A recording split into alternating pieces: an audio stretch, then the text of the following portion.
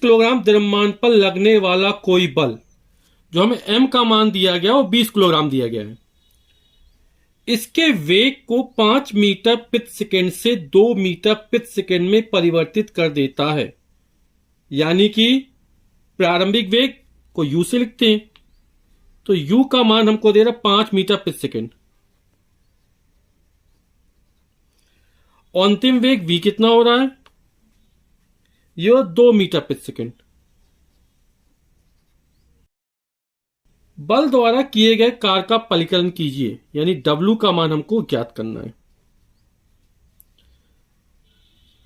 तो हम जितना कार्य करते हैं उतनी ऊर्जा उत्पन्न होती है। कार्य, गति ऊर्जा, स्थिति ऊर्जा एक ही प्रकार की भौतिक राशि है जिनको आपस में परिवर्तित किया जा सकता है। तो यहां पर वेग में परिवर्तन हो रहा है। वेग में परिवर्तन मतलब गति ऊर्जा में परिवर्तन हो रहा है। तो गति ऊर्जा में जितना परिवर्तन होगा वो किए गए कार्य के बराबर होगा, क्योंकि कार्य का मात्रक जूल, गति ऊर्जा का मात्रक भी जूल, स्थिति ऊर्जा की मात्रक भी जूल होता है।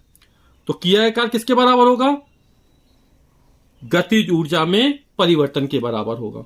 तो किया गया कार्य बराबर गति ऊर्जा में परिवर्तन। तो गति ऊर्जा यानी अंतिम गति ऊर्जा माइनस प्रारंभिक गति ऊर्जा।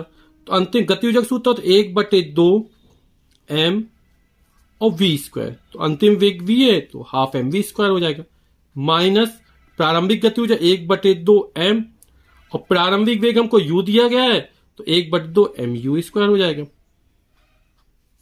1/2 m दोनों में कॉमन निकाल लेते हैं तो 1/2 m ये हो जाएगा v स्क्वायर माइनस का u स्क्वायर।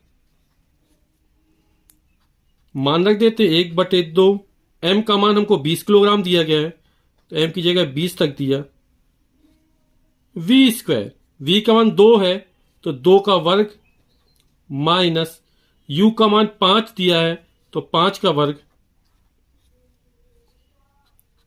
20 में 2 का भाग जाएगा, 2 दहाम 20, 10 बार जाएगा, 2 का वर्ग 4 माइनस 5 का वर्ग 25,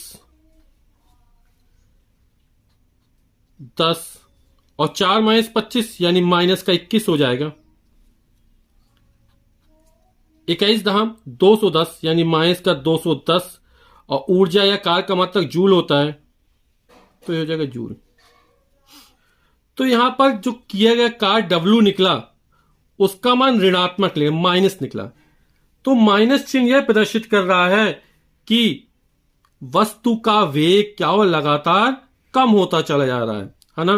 5 से कितने पे आ गया, 2 आ गया, यानी कि गति ऊर्जा में क्या हो रही है, कमी हो रही है।